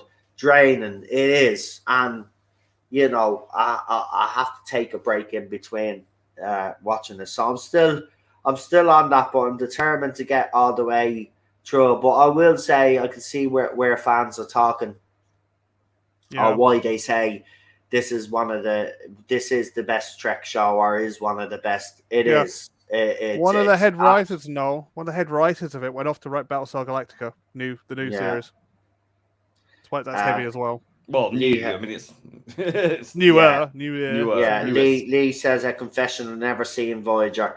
Listen, Voyager divides a lot of fans. I have a soft spot for it, interesting. but I will say this: there's absolutely terrible, and I mean absolute terrible The Irish episode. stories. Yeah, especially those. But within that, there are a couple of filler episodes which are decent. Yeah. But the main episodes, you know, most of their 2-parters, I'd say all of their 2-parters, except maybe for the Fairhaven one. But Future's End, Year of Hell, Equinox. all of those, the Workforce Part 1 and 2. And then you've got your individual episodes, Shattered. What was that one? Relativity. Worst case scenario where Oh, that was Seska good, comes yeah. back. Brilliant. You've got some brilliant episodes, but the last, I'll tell you now, the first 3 seasons of, just like Deep Space Nine, actually, the first 3 seasons of Voyager are uneven. And Yeah. you know, there's some really poor stories in there. But after season 3, season 4 onwards, when Jerry Ryan joins, there's more of a focus on 7 of 9 and the Doctor and stuff, and the episodes get a little bit darker. And the story, actually, I think there was a change of behind the scenes as well. Yeah. Because you Braga can came in. tell that the writing is completely different. So season 4 onwards, season 4, 5, and seasons 4, 5, 6, and 7 are probably the best written Voyager stories, and some of the best written Trek as well. I have to say, there's some gems in there, as I said. But that's the thing. Once you get past the first 3 seasons, if you can make it past the first 3 seasons of Voyager, trust me, you it'll be worth it, because then you get your season 4, 5, 6, and 7, and there's some brilliant stories in there. And Janeway is one of my favorite captains, I have to be honest. she's up there in my opinion. I will say this though, she was a bit for a Starfleet captain. She was more like Kirk than she was Picard because, being in the Delta Quadrant, she had no problem breaking the Prime Directive a couple of times. 17 times, yeah. She broke it so many times. It's unbelievable. But she would do anything for her crew. The crew became more than a crew, became a family. And you do, as you're watching the seasons, you grow attached to these characters, and you do honestly believe they're a family. They're more than a Starfleet crew. They're out in the Delta Quadrant on their own. So they have to come together and they become a family. And it's seriously, the payoff is great. I mean, Endgame Part 1 and 2, I do moan that was a bit, I won't ruin the ending for anybody, but let's just say I think Endgame Part 1 and 2 could have been a season all on its own instead of a two-parter. That was my only gripe with it. Yeah. But season 7 is great though. Season 6, 5, as I said, 4, 5, and 6 is some of the best Trek concept. But I'm going to leave it there. So we'll do channel shout outs. And Lee says even next gen was wobbly for the fourth. Yeah, they always are. Trek shows always start off slow. We could even actually claim the same about Picard. The first 2 seasons are shit, but the 3rd season they got right. Yeah. So there you go. So what we'll do is now, because I've got to dress me leg and all of that, still dressing me leg. It's healing up now, but she got me some special stuff that she has to put on. Special stuff for me. So I've got to dress me leg. So we do channel shout outs and we'll wrap it up there. But I want to thank everybody in the chat that took part and left us an opinion. We really do appreciate it. Don't forget to like, share, and if you haven't subscribed to the channel, please do.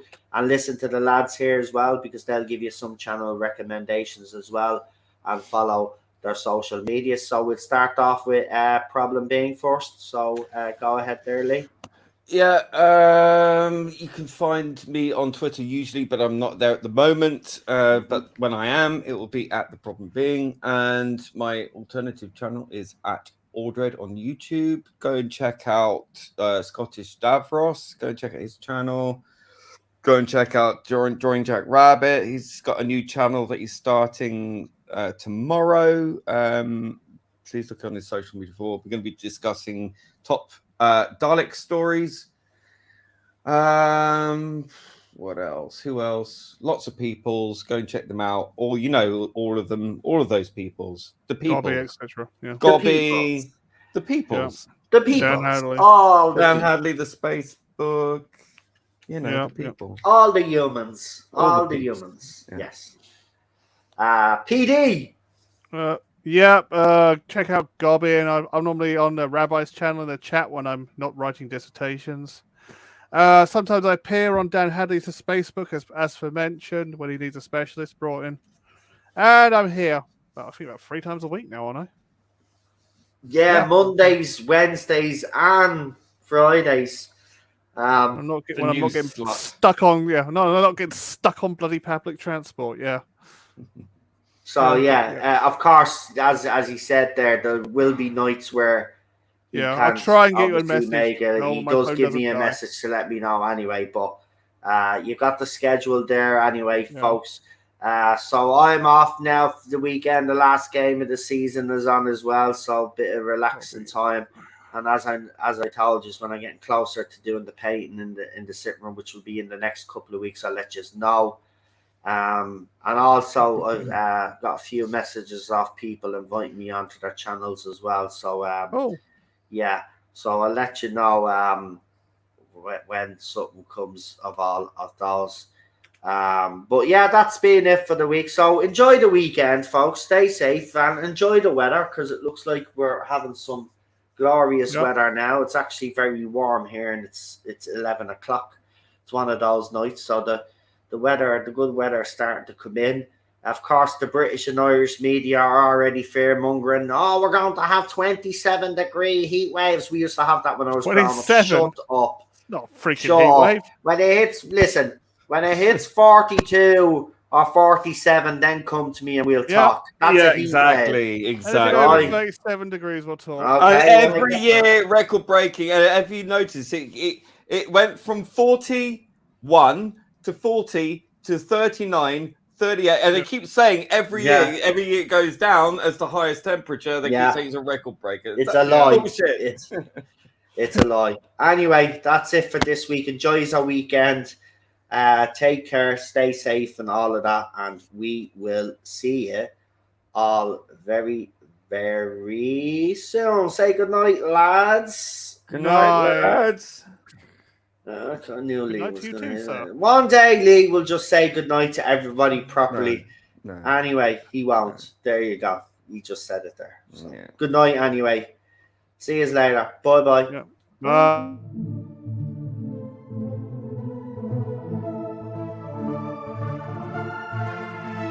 You shall be